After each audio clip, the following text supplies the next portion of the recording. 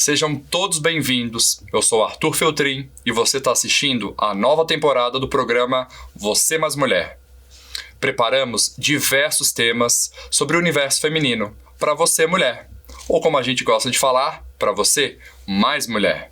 São assuntos sobre a sua saúde, sobre relacionamentos, cuidados pessoais, detalhes específicos que são importantes e às vezes deixados despercebidos. Nesse novo formato, contamos com a participação de nossos colunistas, com novos quadros criados pelos nossos parceiros. O nosso programa ele é gravado no estúdio e transmitido pela emissora Com Brasil TV. E você pode assistir a nossa programação nos canais Oi, pelo canal 28, Vivo Fibra, pelo canal 239, Nossa TV, canal 20, Sky, pelo canal 28, Claro ou Embratel, pelo canal 3 e também no canal digital, pelo 53.2. O programa Você Mais Mulher começa agora.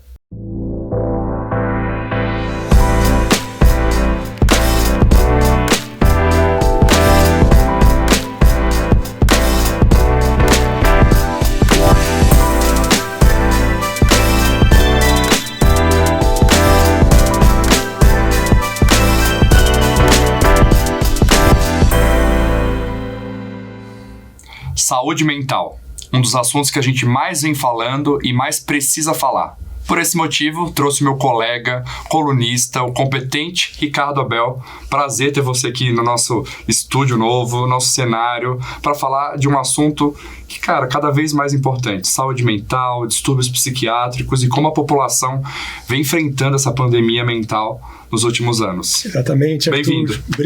Obrigado pelo convite de estar aqui mais uma vez, pela oportunidade de falar com você que está aí em casa sempre com curiosidade sobre psiquiatria, que é uma área da medicina que tem uma certa polêmica atrás dela, né?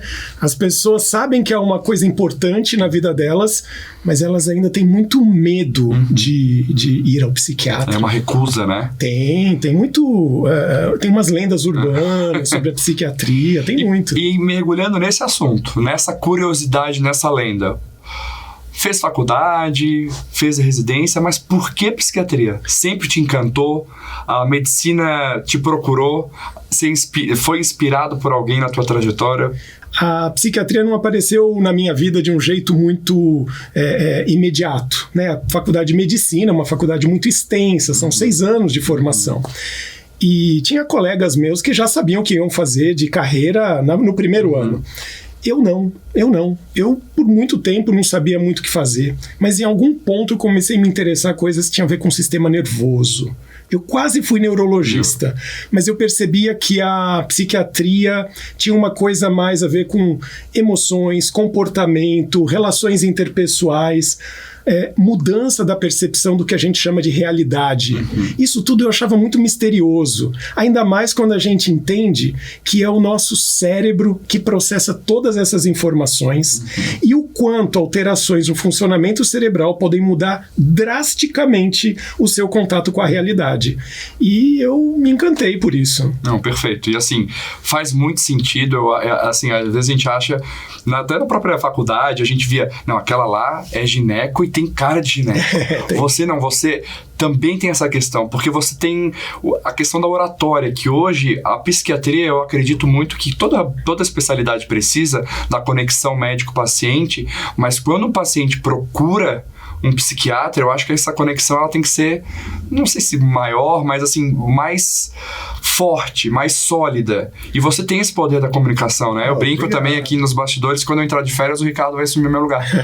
Mas a ideia é isso, assim, como você tem esse poder de forma leve falar de um assunto sério. Obrigado, Arthur. Agradeço essa parte aí de saber se comunicar, mas eu acho que em toda a medicina, a pessoa que busca a ajuda do médico é uma pessoa que está num momento de fragilidade, né? Ela está adoecida. Ninguém vai no médico porque está super bem. Ou tem dúvidas se está bem mesmo. Mas em psiquiatria, até por causa dos medos que as pessoas têm, elas adiam muito a visita ao psiquiatra. Adiam. O que significa que as questões de saúde mental delas muitas vezes já pioraram com o tempo. Eu acho que é importante entender e fazer a telespectadora entender que quando o paciente chega no cardiologista com hipertensão, não é tomar um comprimido que vai resolver. É toda uma mudança do estilo de vida. Quando ela te procura para uma indução do sono, ou para uma depressão, ou para qualquer outro distúrbio psiquiátrico que a gente ainda vai conversar, não é tomar um comprimido. É todo um aval. Então talvez surja esse preconceito por achar que é só um remédio. E nunca é só um remédio. Você sabe, Arthur, isso que você falou faz eu pensar que existem, na verdade, talvez 2 grandes grupos de pessoas. Tem pessoas que pensam exatamente até o oposto do que você falou, que é o seguinte: se eu mudar apenas a estrutura da minha vida, eu consigo tratar qualquer transtorno mental. É como se fosse também uma hipervalorização do estilo de vida, que é importante, ok? Lógico. Não seja sedentário, não durma mal, alimente-se bem, por favor. Mas tem pessoas que hipervalorizam isso, e, portanto, ficam tentando apenas por esse lado, deixando que um quadro clínico que podia ser precocemente detectado e tratado, ela vai adiando isso, como eu falei. Escondem, postergam, né? Postergam. Uma coisa que talvez, assim, o que eu vejo na prática, e às vezes quando eu vou prescrever algum psicotrópico para algum paciente, não, mas eu vou ter que usar para a vida inteira. Eu vou ficar viciado. Que tabu que precisa ser quebrado, né? Tem um tabu muito grande. Por quê? A psiquiatria, assim como o cardiologista não trata só de pressão alta, a psiquiatria não trata só de transtornos que não têm, vamos dizer, cura definitiva. Existem transtornos mentais que, infelizmente, a gente ainda não tem cura definitiva, mas que podem ser bem controlados, como se controla a hipertensão, o diabetes, o colesterol. A gente controla alguns transtornos mentais. Exemplo, transtorno bipolar do humor, esquizofrenia, o transtorno depressivo recorrente, que é um tipo de depressão. Mas há casos onde os transtornos são curáveis e as pessoas ficam surpresas quando eu falo isso. Exemplos, transtorno de pânico, a maioria das depressões, transtornos de impulso, de compulsão, ansiedades podem ser tratadas. É verdade que isso depende muito de pessoa para pessoa? Sim, porque existe toda uma base genética e não só ambiental. Aliás, isso acontece muito na medicina em geral, né? As doenças que acontecem sobre o ser humano são frutos, via de regra, da conjunção da genética que ele tem, ou seja, da tendência biológica da pessoa, com fatores externos, né, que podem se somar e resultar num quadro patológico. Em psiquiatria isso é muito verdadeiro. Muito verdadeiro. Então, até daí vem o tratamento, que precisa de uma parte talvez mais biológica para tratar e uma parte mais a ver com a parte externa, as externalidades, como a gente fala, daí entra estilo de vida. Perfeito. E falar de comportamento é falar dos últimos anos, a gente passou por um processo que foi uma catapulta mental, né? Que foi a própria pandemia. Nossa, sim. Saiu um vírus e veio um cérebro completamente afogado em distúrbios que você sabe muito bem na prática. Depressão, ansiedade, insônia, irritabilidade, enfim. Sim. Como que foi isso para você? Eu, como pneumologista, eu brinco, era antes da pandemia e pós-pandemia. O que a pandemia te trouxe de relevância e em relação também ao teu consultório? O que você viu na tua prática? Como que essa população está carente em ordem psiquiátrica? Nossa, aquela fase foi tenebrosa por muitos motivos, mas também pela parte de saúde mental, Arthur. Era pesado. Por quê? Uma das primeiras coisas que começou a acontecer no meu consultório, percebi que foi um aumento de transtornos ansiosos. Porque um dos motivos externos que aumentavam a manifestação ansiosa das pessoas era o medo de perder o emprego. Porque muitas empresas estavam fazendo regime de home office e as pessoas trabalhavam de casa. Só que para outros ramos, o negócio começou a ficar menos sustentável. Então as empresas caíram no faturamento e elas começavam a ter que enxugar a folha de pagamento. E essas pessoas que continuavam trabalhando queriam mostrar serviço para não serem demitidas. Então elas começavam a trabalhar mais. Ou seja, o home office se tornou mais pesado do que o trabalhar em horários normais na empresa. Exato. E o medo de, será que essa semana eu vou ser demitido? Isso foi tão comum. Isso sem contar falar da própria doença do Covid. Sem contar isso a gente está falando só da parte laboral, né? Exato. Quer dizer, a pessoa não se sentia segura. Né? Quer dizer, os grandes pilares, as âncoras de segurança que a pessoa tinha, que era, não, a minha saúde é muito boa. Isso caiu por terra, porque a qualquer momento eu posso adoecer. Exato. E todo mundo conhecia alguém que pegou Covid e ficou muito mal. Fora a relação interfamiliar. Porque a sua esposa fica em casa, o seu filho não vai pra aula, você tá preocupado. Nossa, isso também. Isso é mais um tijolo nesse muro da ansiedade, né? Exatamente, era muito estressante. As pessoas, elas perderam seus lazeres habituais. Então, por muito tempo, não podiam ir mais à academia. Por muito tempo, academias ficaram fechadas. Depois se liberou com cuidados, mas elas não iam para academia, elas não iam para o cinema, elas não iam. Sim, fica em casa, literalmente. Fica em casa, literalmente, e o convívio interpessoal, mesmo com pessoas que você ama muito, acaba estressando. Lógico. Né? As pessoas convivendo no espaço fechado, querendo fazer coisas e sendo frustradas desse desejo, isso tornava tudo muito pesado. Então as ansiedades começaram a aumentar. E a ansiedade torna a pessoa tensa, com dificuldade para relaxar, com hiperpreocupações antecipatórias. Então, uma pessoa ansiosa, ela começa a antever o que vai acontecer, curiosamente, sempre para o viés negativo. Mas pensa comigo, Arthur, se uma pessoa antecipa mentalmente algo positivo, ela não está ansiosa, ela está calma. Então, é próprio do ansioso antecipar a possibilidade ruim. E na época era, eu vou perder o emprego, ou eu vou adoecer e vou ter um problema sério, ou agora eu vou brigar de vez com meu marido ou com minha esposa por causa desse estado de ansiedade e de tensão que se instalou nas casas das pessoas. E a ansiedade, então, acabou se tornando um transtorno mental muito prevalente nessa época. Mas outra coisa era a famosa depressão. O estado de depressão é um estado, resumindo para as pessoas que estão em casa, a depressão consiste num estado emocional permanentemente afetado, que consiste de um estado de tristeza que não passa, pode até oscilar ao longo do tempo, mas ele não passa.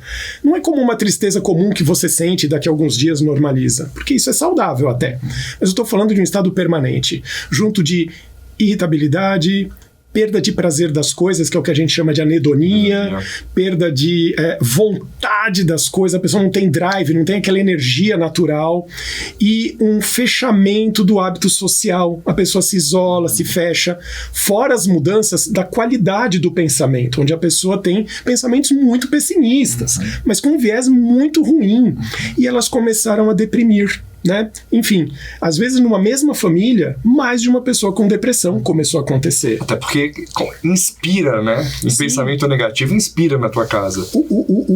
Uma pessoa deprimida, às vezes aquela pessoa que deprimiu era o alicerce daquela família do ponto de vista emocional. Porque sempre tem aquela pessoa que é a mais animadinha, que é aquela que puxa todo mundo, e às vezes esse pilar tombava. Exato. E aí pronto, aí as pessoas não davam conta. Então a depressão aumentou muito. Esses foram os principais transtornos mentais que eu vi.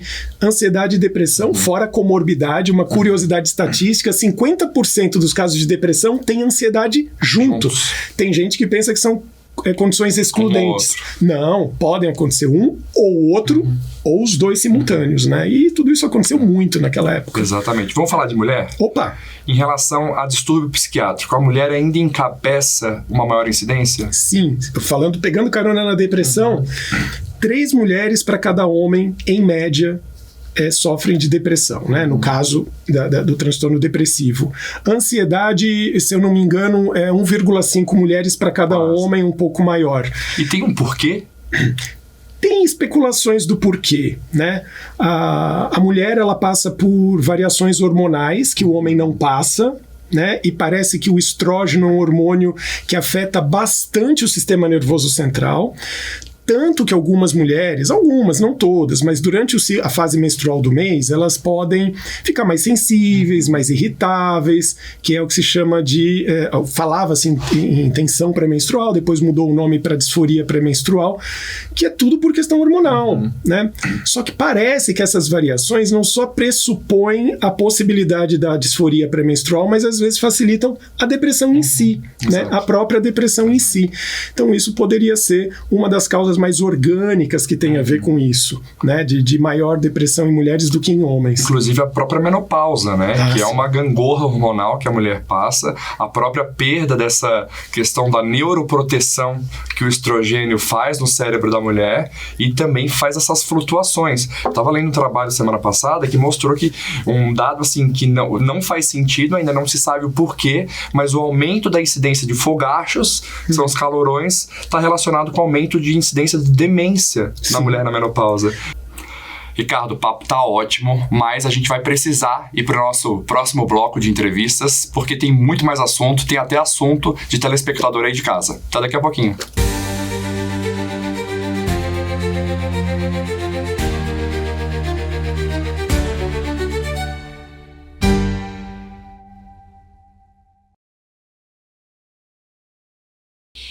Que bom que você está aqui no quadro Entre Nós, mais uma vez. O lugar confortável onde os temas são da vida real acontecendo.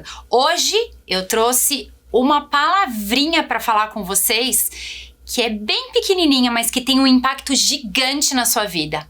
Medo. Você sabia que nem sempre é o medo que te paralisa? Você sabia que às vezes é uma lealdade invisível que você tem com seus antepassados, com seus cuidadores, com pessoas próximas a você, que veio lá de trás e aí hoje você só faz as coisas em prol de honrar essas pessoas? Ana, não faço isso. Faz de uma forma inconsciente, mas você faz. Então eu trouxe hoje esse tema sobre o medo, que é para talvez não fazer dele um vilão na sua vida. O medo muitas vezes é protetivo, faz com que você não se jogue do 10º andar de um prédio. Mas quando ele te impede de seguir em frente, de realizar um sonho, de correr atrás do seu objetivo, de mudar de vida, de fazer algo que você tanto quis, mas tá com medo. Aí esse medo não é positivo. E aí eu vou te dizer que pode ser sim a lealdade que você tem invisível com algo que você viveu de repente lá na infância. Sabe aquele pai com uma mentalidade mais escassa, onde dizia assim: não, dinheiro é difícil, quem é rico são pessoas que roubam. Só essa fala já traz aqui para o seu inconsciente a emoção de que putz, não posso ganhar dinheiro, porque se eu ganhar dinheiro, talvez eu seja uma pessoa do mal. Então você internaliza isso e quando chega lá na sua vida adulta, você vai fazer de tudo, mesmo que você trabalhe insanamente, para não ganhar dinheiro, porque é como se você honrasse aquela crença que era lá do seu pai e você só tá carregando com você até hoje. Ou então, um outro exemplo, quando você ouve da sua mãe, não fez mais do que sua obrigação, você tem que dar certo em tudo, você tem que fazer as coisas direito. E aí, de repente, você cresce na vida adulta, você acha que você só terá valor se você for altamente produtiva, se você souber de tudo. E aí você não consegue nem se perdoar de não saber algumas coisas. Então, de uma certa forma, você continua vivendo aquela fala que ressoa na sua mente até a vida adulta, para que de uma certa forma você seja aquela mulher, aquele homem de superprodução, alta exigência e que não descansa nunca. E que ao mesmo tempo que tem o ônus desse trabalho árduo, não tem o bônus que deve vir junto com o esforço. Então, de repente, é para você parar para pensar aí no seu conforto o que está fazendo estagnar a sua vida. Qual é o medo que você carrega? A quem você quer honrar? E aí eu já te aviso aqui, honrar não significa fazer igual, pensar igual, ser igual. Honrar é fazer dar certo. E muitas vezes o dar certo é ser diferente daquilo que você aprendeu, daquilo que você internalizou, daquilo que você ouviu falar. O fazer dar certo é flexibilizar a sua vida, ser confortável para você e não a crença do outro. Então, esse medo, ele te empaca ou ele te protege? Eu quero trazer essa reflexão bem profunda sobre o inconsciente para você entender que às vezes você não controla, mas quando a gente traz isso para o consciente, é uma informação. Já é metade do caminho andado. Trazer para o consciente é como se assim, olha, agora que eu sei, eu vou ser cobrada disso, pelos outros e por mim mesma. Então eu tenho que botar em ação. É fazer aquilo que você tem medo com medo mesmo. A não ser que esse medo seja protetivo numa circunstância super de segurança. E aí, ok, você respeita esse medo. Agora, se ele tá deixando a sua vida empacada, sério? Que é isso que você quer pra você? E é isso que você quer ensinar pra quem vem depois de você? De que tenho medo, empaquei? Não é, né? Eu tenho certeza que você não quer. Eu espero muito que isso faça sentido na sua vida e que daqui pra frente você encare o seu medo de frente, bata no peito e pare pra pensar de quem é esse medo? Por que eu estou com medo? E a partir daí, eu tenho certeza que você vai conseguir conscientemente tomar atitudes muito mais certeiras. Então tá com medo? Vai com medo mesmo. E assim, eu encerro por aqui te esperando no próximo programa.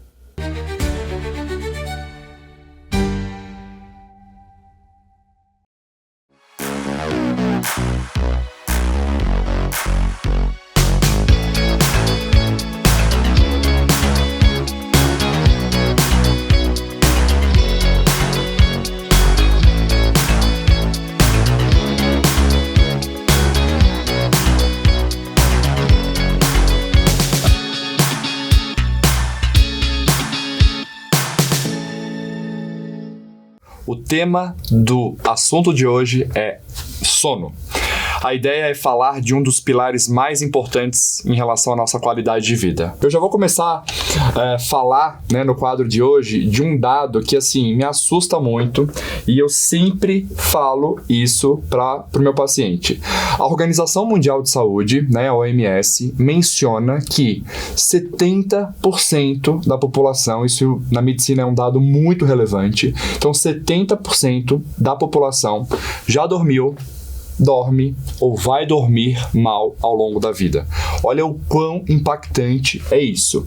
Vamos lá, vou fazer uma brincadeira aí com vocês. Os estudos mostram que a gente tem que dormir o quê? De 7 a 8 horas por dia, correto? Então, se a gente tem que dormir 8 horas por dia, e se um dia tem 24 horas, 1/3 do nosso dia a gente passa dormindo, correto? Então, consequentemente, 1/3 da nossa vida a gente tem que dormir. Se dormir é fácil, todo mundo sabe, é de graça, não dói, por que a gente dorme mal? Por que 70% da população vai dormir mal ao longo da vida, gente? Como anda o seu sono? Como que é a característica do seu sono? Eu sempre pergunto também para o meu paciente como que é o sono dele. E ele sempre fala que tá tudo bem. Não, doutor, próximo assunto que o sono meu sono é maravilha. Não. Avaliar a qualidade do sono é tão importante quanto a quantidade de horas. Se você tem despertar noturno, se demora mais de 30 minutos para induzir o sono, o que a gente chama aí de insônia inicial, ronca, se acorda cansado, se tem muita sonolência ao longo do dia. Os principais fatores que vão alterar o sono de qualquer paciente são 3. Ansiedade, essa rotina acelerada, principalmente pós-pandemia, vem afetando muito a qualidade do sono de todas as pessoas.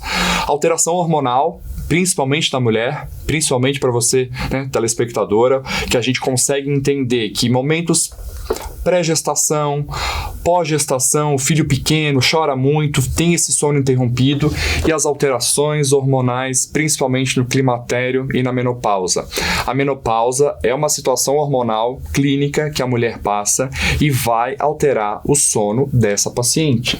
Vai alterar de maneira muito importante. Até porque aqueles calorões, os fogachos, acontecem principalmente no período noturno. Então a mulher acorda com mais frequência, ela tem um sono muito prejudicado prejudicado, e dormir mal não vai prejudicar a sua noite.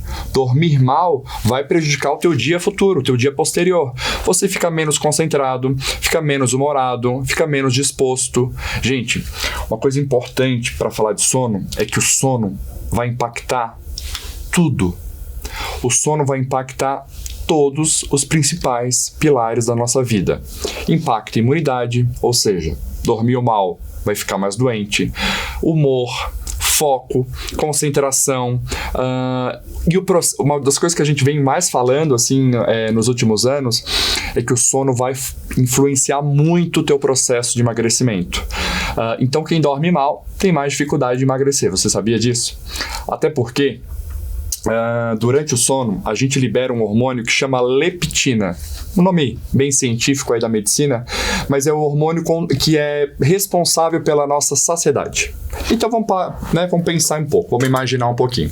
Se eu durmo mal, eu libero menos leptina e eu acordo mais compulsivo, eu acordo menos saciado.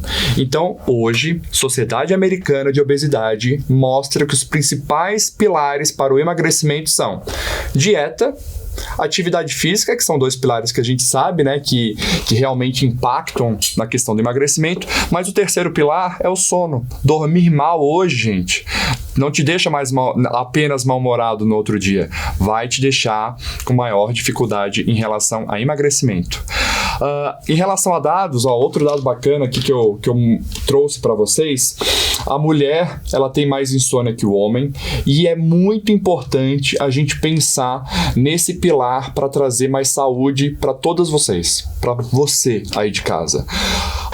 Falar de sono é algo sempre muito multifatorial, né? Cada paciente vai ter uma causa e, consequentemente, uma conduta específica e um tratamento específico. Eu sempre falo também que é algo que dormir, todo mundo sabe. A gente sabe que tem que dormir. Tanto que eu brinco em palestras que eu dou, em alguns cursos que eu faço.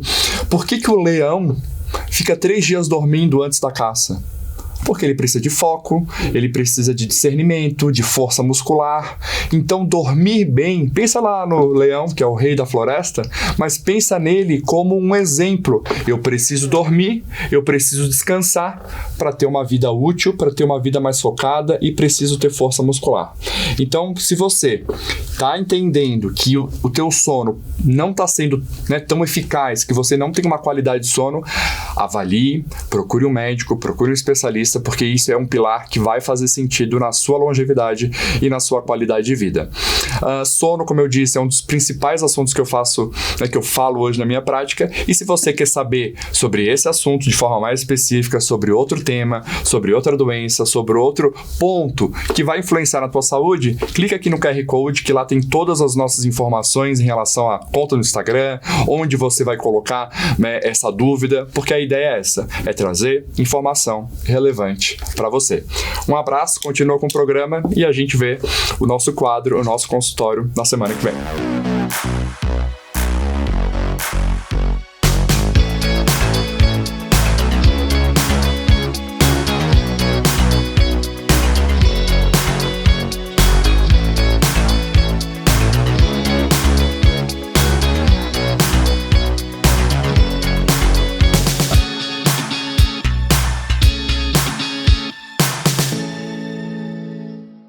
Que bom que você continue aqui com a gente para falar desse assunto que é tão relevante, saúde mental. Por isso, não tinha como não convidar Ricardo Abel, nosso colunista aí de saúde também do programa. Obrigado mais uma vez pela sua presença. As ordens.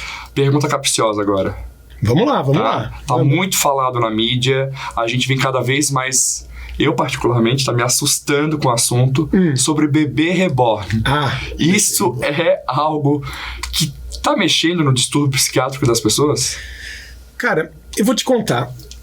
Eu ainda não tive o contato direto com algum paciente que contou a história de ter um bebê reborn. Mas o que eu posso dizer? Essas pessoas que têm bebê reborn, provavelmente, mas muito provavelmente, são pessoas com profundos vazios emocionais, com carências emocionais muito profundas mesmo. Eu diria que 90% deve ser assim. 10% deve ser talvez uma brincadeira, uma pessoa que vai por aí de moda. Mídia, né? É moda, vamos ver, eu também vou ter o meu bebezinho, reborn, tudo bem. Mas as pessoas que têm de fato são pessoas com profundas carências emocionais e que confundem vontades pessoais com realidade. Ou seja, não é porque eu desejo alguma coisa que necessariamente aquilo vai se tornar realidade ou é real. A minha vontade é algo que eu posso perseguir e construir, mas não num estalo tão prático assim. Como a gente vive numa época onde tudo é muito prático, eu acho que tudo é misturado na cabeça dessas pessoas. Elas juntam uma carência, uma vontade de ter um filho, alguma coisa assim, com se eu tenho vontade, eu posso ter, e mistura-se ainda um ingrediente de rapidez, de coisa muito prática. Então pronto, eu tenho um bebezinho aí para dar vazão às minhas vontades afetivas. Mas são pessoas que têm um vazio muito grande, na minha opinião. Eu acho que envolve muito essa questão do vazio mesmo. Não vejo outra explicação. Assim. Não tem por onde. Talvez essas pessoas... Aí eu já diria que é uma fração dessas pessoas. Elas não teriam apenas um vazio emocional a ser preenchido, mas elas podem ter talvez uma dificuldade no discernimento da fronteira da realidade com a fantasia, né? O que também é preocupante. O que é muito preocupante. Em termos de saúde mental é até mais grave. E se eu fosse fazer uma escala de gravidade, isso que eu falei agora é mais grave, porque a pessoa não consegue discernir o que pode ser real. Aí vem alguém lá, alguém que está aí vendo o programa fala assim, mas o que é a realidade? Aí vira uma discussão filosófica, mas para facilitar em psiquiatria, a gente chama isso de realidade compartilhada. É como se fosse um consenso do que é real. Por exemplo, você concorda que aqui tem uma mesa? Eu também. Talvez quem está assistindo também concorda. Então, muito provavelmente, a gente fala assim, essa mesa é real. Então, a gente diz que é real aquilo que é consensual. Agora, estas pessoas, elas começam a se distanciar um pouco da realidade consensual, onde, para elas, aquele bebê precisa ser atendido num pronto-socorro, vacinado, precisa ser vacinado, precisa ter a roupa trocada, porque senão ele vai ter assaduras. É claro que a proximidade dessa pessoa com a realidade compartilhada já não é igual ao que seria o saudável. Exato. E essa pessoa merece ser ouvida, talvez até atendida. Acolhida. Eu acho. Infelizmente, o Brasil ele encabeça uma das principais listas em relação a adolescentes e jovens, cada vez mais usando remédios psiquiátricos. Sim. E também internações.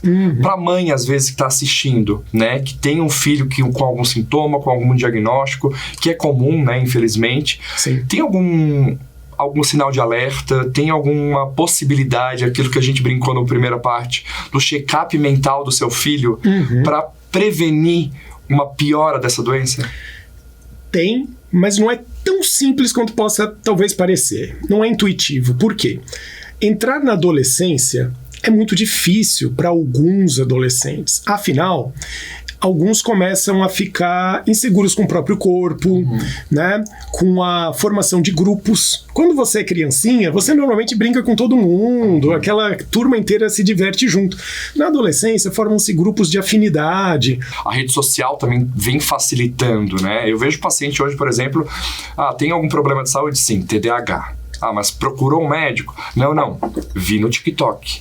Então, assim, imagina você na sua prática esses autodiagnósticos mais frequentes, mais comuns do que a gente tem visto, e todo mundo ganhou uma medalhinha do TDAH, ganhou uma medalhinha da doença psiquiátrica, mas sem fazer um real diagnóstico, que você sabe, né? Tem todos os critérios, enfim, é uma coisa bem mais complexa, precisa de um médico especialista. Como é que você... Porque é assustador, né? Muito. Todo mundo achar que tem um distúrbio e sem procurar. Qual que é o teu medo, o teu receio de uma população mais jovem se auto-intitular, né, como ter um diagnóstico, como ter um transtorno? O que pode gerar isso a médio e longo prazo? Não, é gravíssimo, gravíssimo. TDAH, gente, significa transtorno de hiperatividade e déficit de atenção. Tá? É um nome desse tamanho. Que é uma doença que existe, porque também tem as pessoas radicais que dizem também, não, isso não existe, não tem nada disso, isso daí é um embuste da indústria para vender remédio. Eu não diria isso. Existe o TDAH, mas estamos vivendo uma fase de hiperdiagnóstico, sim. Você vai numa escolinha, metade da turma das crianças é diagnosticada com déficit de atenção. Eu estou exagerando, mas assim, é modo de dizer, gente. Mais ou menos você vai encontrar uma abundância de diagnósticos hoje em dia. Há quem diga que isso é bom, porque está se diagnosticando mais e significa que o acesso à saúde é melhor. Eu diria que uma parcela disso é verdadeira, uma parcela, mas tem hiperdiagnóstico. Da onde vem isso? É muito complicado, porque eu tenho uma impressão que é o seguinte: existem algumas ferramentas diagnósticas que existem, que médicos aplicam, psicólogos aplicam, que são testes baseados em questionários muito específicos, testados e validados cientificamente, que dão uma pista diagnóstica, mas não fecham o diagnóstico.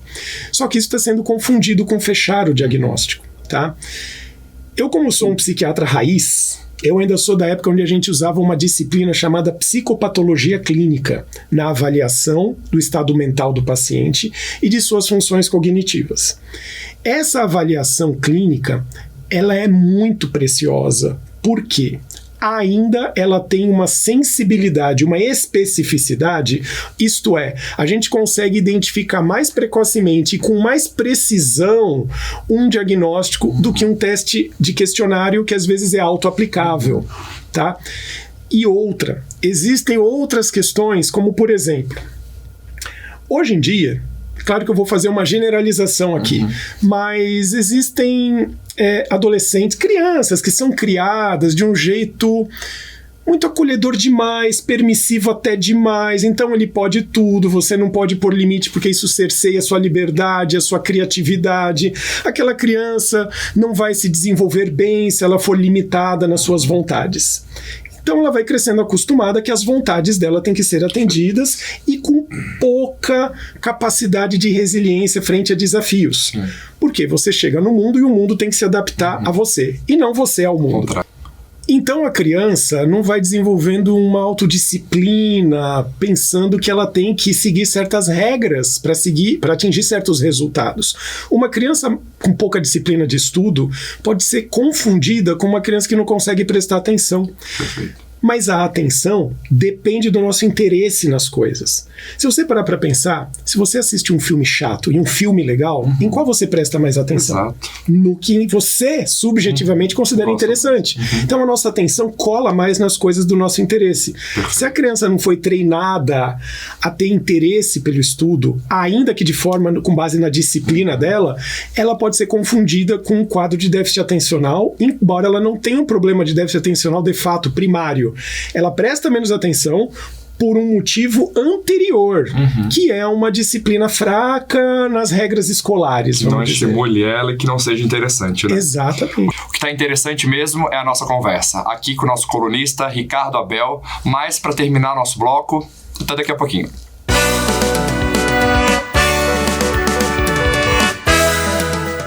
Sejam bem-vindos a mais um quadro Por Onde Piso. Então, seja bem-vindo. Muito obrigado mais uma vez a oportunidade. Nós vamos falar um pouco sobre palmilhas em patologias como fascite plantar, né? São aquelas dores crônicas nos pés. E também, né, Alberto, nós vamos falar de palmilhas no esporte. Isso então, mesmo. A primeira pergunta é, né, quando eu preciso usar uma palmilha para fascite plantar? Ótimo. Então, normalmente as pessoas usam a palmilha quando você já está com dor, tá? Então, a pessoa pratica atividade esportiva ou ela tem uma alteração de pisada e ela já começa a ter a dor na região plantar ali dos pés. Então, a fascia é um tecido fibroso que vem em toda essa parte preenchendo inferior, do calcânio até a cabeça dos metatarsos e dói muito. E normalmente quando as pessoas começam a atividade física, ela começa a ter a dor. Normalmente as pessoas necessitam usar uma palmilha com o arco, que é esse apoio aqui que a gente tem. Que ótimo. Não é? E é confortável, né, Alberto? Muito. Então, as pessoas pensam que é rígido, mas quando você aperta, ele tem ali uma absorção de impacto e isso facilita bastante. Por quê? Porque a ideia não é ser rígido. A ideia é mandar um estímulo pro cérebro que ele precisa contrair músculos que estão em excesso e relaxar, contrair músculos que estão pouco ativados e relaxar músculos que estão em excesso. Então, uma dúvida, a palmilha tem que ser confortável? Tem que ser. Ótimo. A palmilha se não... for rígida, se doer meu pé, não uso. Não, isso. palmilha não é para provocador. Tá. Palmilha é para corrigir a patologia e melhorar a sintomatologia. Por isso nós temos a evolução de diferentes tipos de materiais para conseguir o melhor resultado terapêutico. Ok. E lembrando que para caso de fasciite, nós não podemos olhar só o pé. Nós temos que olhar o corpo. Neto, coloca a imagem para nós, por favor, que é só para a gente verificar aqui as pessoas entenderem que quando eu tenho uma alteração em qualquer parte do meu corpo, isso vai refletir diretamente nos meus pés. Então, muitas vezes o problema da fasciite não está no pé, está na pelve, está no joelho, em outra parte do corpo. Entendi. Então, assim, eu preciso de uma avaliação antes de confeccionar qualquer palmilha para qualquer pessoa. Sempre uma avaliação postural. Hoje as palmilhas, elas são posturais, então eu tenho que integrar o processo de avaliação postural para o melhor resultado terapêutico. Tá. Outra pergunta, Alberto. Qualquer esporte, né? Posso usar uma palmilha, seja para corrida, para bike, para academia? Sim, né? Sim. E por que eu uso essas palmilhas? Olha, eu falo que todo esporte é necessária a palmilha para eu conseguir absorver impacto e melhorar a biomecânica. Então, principalmente esportes de alto impacto. Então, esportes de corrida, uma caminhada. Então, uma pessoa que ela sai do sedentarismo e ela vai começar a sua atividade física e ela tá de parabéns com isso, ela necessita utilizar a palmilha para melhorar a biomecânica e evitar lesões no futuro. Então, sim, recomendamos. Aí ela vai adaptar com o melhor tipo de formato do pé dela, associado com a alteração que ela vai ter na postura, para conseguir entender se ela tem que ser uma palmilha com material de maior absorção ou de menor. Por isso que quando a gente coloca os elementos na palmilha, eles têm diferentes cores. Não é porque para ficar bonitinho, é porque ele tem dureza diferente e com isso ele tem finalidade específica conforme a patologia ou alteração biomecânica que a pessoa apresenta. Então, assim, tem o esporão, né, Alberto? Sim. Tem o esporão, é um tipo de elemento, geralmente vermelho. Isso. Né? Tem o fascite, Vou trabalhar com a fascite, eu faço um apoio de arco aqui, né? Ou abóbada. Ok, maravilha. Então, assim, quando você pegar uma palmilha confeccionada sob medida, entendam que cada elemento que tem ali é para um tipo de dor e um tipo de patologia, não é, Alberto? Isso mesmo. Por isso tem que ser feito por um profissional da área, um podólogo ou um fisioterapeuta, para ele poder estar avaliando e indicando o melhor resultado terapêutico para a pessoa ter a melhora da patologia e conseguir um bom resultado terapêutico. Que ótimo, Alberto. Gente, quer saber mais? Comenta aqui. Fala pra gente o que vocês querem ouvir, você aí de casa que está nos assistindo. Se vocês querem ouvir sobre unha infeccionada, sobre diabetes, sobre feridas, sobre micose, escrevam aqui pra gente falar mais aqui no quadro Por Onde Piso. Agradeço vocês aí de casa que estão acompanhando aqui o programa Você Mais Mulher. Comente aqui, conte pra gente sobre o que vocês querem saber sobre dores nos pés, dores nas unhas, que a gente sempre vai trazer um conteúdo muito importante para vocês. Muito obrigada. Tchau, tchau. Que maravilha esse bate-papo com o nosso grande colunista, Ricardo Abel. Obrigado mais uma vez. Preparado para... Eu separei uma pergunta que é da minha prática, é da sua prática, e eu quero bater papo e fazer a nossa telespectadora entender. Vamos lá. Sono. Tá? A própria Sociedade Americana fala que dormir mal ao longo da vida pode ser um fator de risco tão grave quanto fumar. Esse pilar tão importante para a nossa longevidade, imunidade, saúde, próprio emagrecimento, distúrbio mental... O que é o sono para um psiquiatra e como que você aborda isso para o teu paciente? Olha, eu falo que o sono é 50% da saúde mental das pessoas, mas assim, sem exagero. A privação de sono crônica, claro que dormir mal uma vez ou outra fisiológico, é normal, um dia tá calor, outro dia foi um mosquito na orelha, tudo bem. Mas o dormir cronicamente, de forma alongada, dormir muito mal, aumenta o risco de depressão, aumenta os transtornos ansiosos. Se uma pessoa tem transtorno bipolar, ela vai perder a estabilidade emocional. Isso vai acontecer, cedo ou tarde, ela vai entrar numa crise. E tem uma curiosidade, aumenta o risco de doença de Alzheimer tardia. Por quê? Durante o sono, tem celulinhas lá do sistema nervoso chamadas células da glia que ficam mais ativadas. E essas células fazem uma espécie de limpeza de uma proteína tóxica que se acumula lá, chamada proteína beta-amiloide.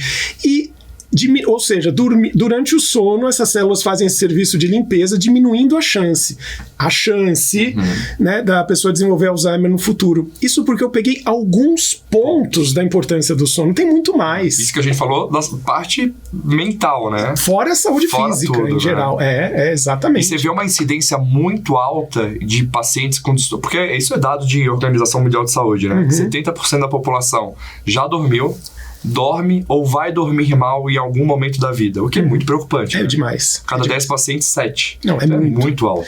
E em psiquiatria, eu vou te dizer, as insônias, que são o fato de você querer dormir e não conseguir, sentir sono e não conseguir conciliá-lo ou mantê-lo de maneira contínua ao longo das horas da noite, acordando satisfeito com o sono que você teve. Quando você não consegue cumprir esses critérios, você pode ter insônia. 50% de todas as insônias têm a ver com causas de psiquiatria. Os outros 50%, causas físicas, como apneia obstrutiva do sono, pessoas que têm insuficiência cardíaca congestiva, que quando deitam sentem lá uma falta de ar. Questão hormonal, às vezes a mulher na menopausa, uma grávida. Várias questões podem produzir insônias por outras origens orgânicas diferentes. Mas os outros 50% tem a ver com psiquiatria. São pessoas que têm transtornos emocionais, estados psicóticos, abusos de substância, que está dentro da área da psiquiatria, as dependências químicas, tudo isso arruína o sono das pessoas. Inclusive o uso de álcool. As pessoas dizem, não, quem toma uma bebidinha, um vizinho dá uma relaxada. É meia verdade, porque ele facilita o relaxamento e a entrada no sono, mas ele produz um sono fragmentado.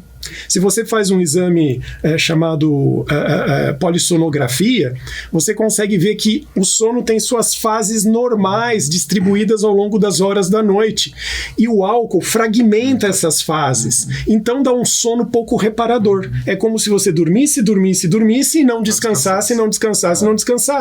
Isso só para corroborar a tua informação, hoje a gente tem outras tecnologias mais fáceis do que a polissonografia. Tem os dispositivos, os anéis. Sim. Foi feito um trabalho com um anel, aqueles anéis de avaliar padrão de sono, saturação de oxigênio, enfim, dados vitais mesmo, que mostrou, teve um estudo que mostrou que pacientes usaram álcool antes de dormir e pacientes que não usaram e todos usaram o mesmo anel. Sim. A fragmentação do sono nesse paciente que usou bebida alcoólica pelo menos 3 horas antes da indução do sono foi muito picoteado. É muito. Então assim, e a gente fala na prática que não é só o tempo que a gente dorme, mas a qualidade do nosso sono. Qualidade. Né? Ricardo, a entrevista tá maravilhosa. Sempre uma aula de aprender com você. Mas, naquela câmera, 3 dicas pra mulher que tá passando por algum problema psiquiátrico, ansiedade, depressão, alguma alteração hormonal que justifique isso. O que você dá para ela, orienta para ela, né? Uma avaliação, essa brincadeira que a gente fez lá na primeira parte do check-up mental. 3 dicas para essa telespectadora que te assiste. Olha, primeira dica, perca o medo do psiquiatra. O psiquiatra é um médico. E antes de ser um médico, ele é uma pessoa, igual você. Então, ele vai saber acolher suas questões, ele vai saber ouvir suas dúvidas. O psiquiatra vai conversar com você. Tá? Ele vai querer saber quando começou, o que começou, desde quando, como era a sua família, enfim, muitos detalhes. Então a primeira coisa, vai no psiquiatra que é só uma consulta. É uma consulta. E se você não gostar, não volta mais. E tá tudo bem. E tá tudo bem, ninguém vai te obrigar, ninguém vai te amarrar lá, você não vai sair dali com camisa de força, nada disso, isso não vai acontecer, né? Uma segunda questão. Uma vez que o psiquiatra achou bom tratar você de alguma questão, não tenha medo de questionar uns detalhes se ele não falar. Por exemplo, doutor, esse tratamento é para sempre? Muitas vezes não. E se for, como vai ser? Vai impactar muito minha vida? Tomara que sim. Para melhor, não para pior. Isso tudo tem que ser esclarecido. Mas esses remédios que o psiquiatra passa vão me viciar, vão me deixar doidona. Não, isso não vai acontecer. o tratamento ele pode passar por uma fase inicial de alguns ajustes, afinal o psiquiatra não sabe de olhar quem é mais sensível, quem não é, quem pode ter um efeito colateral ou não. Por isso a gente sempre inicia com doses muito pequeninas, muito suaves, para ver qual é a resposta. Algumas pessoas mais sensíveis já melhoram aí, né? Então, adira ao tratamento, não tenha esse receio. Qualquer coisa, você vai falar com o seu médico: doutor, deu bom, doutor, não deu bom, o que eu faço, qual é o próximo passo? Então, eu acho que são essas dicas que eu daria, né, de ter coragem de se abrir, né, e é claro que o profissional adequado, ele vai saber acolher, vai saber escutar. Lógico. E ele vai conversar com você, ele não vai te impor nada. Eu acho que é isso. Acho que assim, quando eu criei esse projeto, né, o Você Mais Mulher, que era um podcast, que virou um programa de televisão, o meu propósito era esse, era estar sentado e trocar informação relevante com pessoas que eu confio, que eu indico para os meus pacientes e que fazem sentido trazer informação para quem está em casa também. Então, assim, te ouvir falar, né, aprender com você, levanta a bandeirinha que o propósito ele tá sendo feito de forma muito prazerosa. Então foi um prazer receber você aqui. Você tá sempre no nosso programa trazendo informação relevante, atual, né? E para mim faz muito sentido.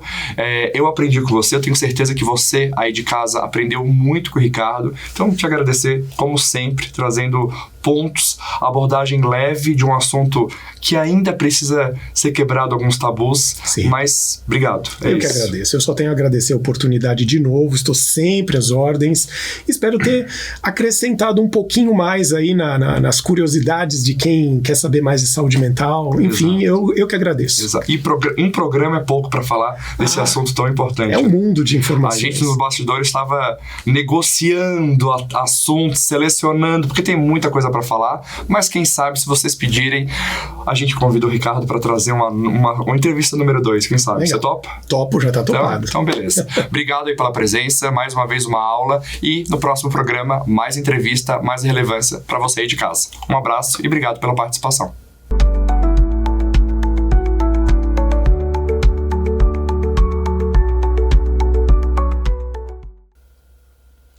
Olá, pessoal, sejam muito bem-vindos. Hoje eu vou falar de um assunto muito interessante, que se chama causa e efeito. Vocês já ouviram falar sobre isso na Cabala? A gente fala muito na Cabala sobre causa e efeito. E hoje eu estou aqui para explicar um pouquinho para vocês o que isso significa. Então, a Cabala explica que a nossa vida, ela tem um sistema perfeito de causa e efeito. O que isso significa? Que cada ação que eu faço, ela vai determinar uma reação. E quando a gente fala de causa e efeito, a nível do universo, o universo ele não consegue discernir se a minha ação é boa ou é ruim. Aliás, na Cabala não existe isso, porque muitas vezes alguma coisa que a gente acha que é boa, ela acaba se revelando ruim, e alguma coisa que a gente acha ruim, nossa, depois a gente olha para trás e fala que maravilha que isso aconteceu. Então, na verdade, o que a Cabala explica sobre isso? Se o universo é perfeito, por que a gente tem caos na nossa vida? Essa é a pergunta-chave, não é? E a Cabala vem explicar pra gente que esse caos é causado porque nós não conhecemos as regras do jogo. Então imagina se você coloca os melhores jogadores de futebol num campo sem dar as regras para eles. Você acha que vai sair um jogo bacana? Claro que não, né? Eles podem ser os melhores jogadores, mas o problema não está em ser bom. O problema está em viver de acordo com as leis espirituais. Então a Cabala explica um conceito muito simples, que se nós queremos as bênçãos e essas bênçãos vêm do Criador, que a gente precisa fazer? A gente precisa se tornar mais como o Criador. Essa é a primeira lei da Cabala, que é a lei da afinidade, da similaridade. Eu não sei onde a gente já ouviu que os opostos se atraem, mas a Cabala diz que não. E eu acho que na nossa vida a gente já percebeu isso, que similar atrai similar. Por quê? Porque essa similaridade é uma vibração, é uma energia. Por isso que muitas vezes a gente se sente bem ou mal perto de uma pessoa. Então, o que acontece? Nós precisamos começar a aprender a vibrar na energia do Criador. O que isso significa? A gente precisa entender quais são os atributos do Criador. Então, o Criador, ele é amor, ele é prosperidade, ele é amizade, ele é carinho, ele é segurança, ele é amizade. Todos esses conceitos que nós queremos na nossa vida. Então, quando a gente olha para nós, seres humanos, como nós fomos feitos pelo Criador para receber energia, todo tempo nós queremos atenção, nós queremos receber, nós queremos estar na nossa zona de conforto. Então, é muito simples o sistema, mas não é assim tão fácil. Vamos dizer que requer uma transformação do nosso desejo de receber, que é o desejo que nós temos como seres humanos, para os desejos do Criador. Então, se eu quero amor na minha vida, por similaridade, o que eu preciso fazer? Dar mais amor. Se eu quero prosperidade na minha vida, eu tenho que mostrar para o universo que eu sou uma pessoa próspera, generosa.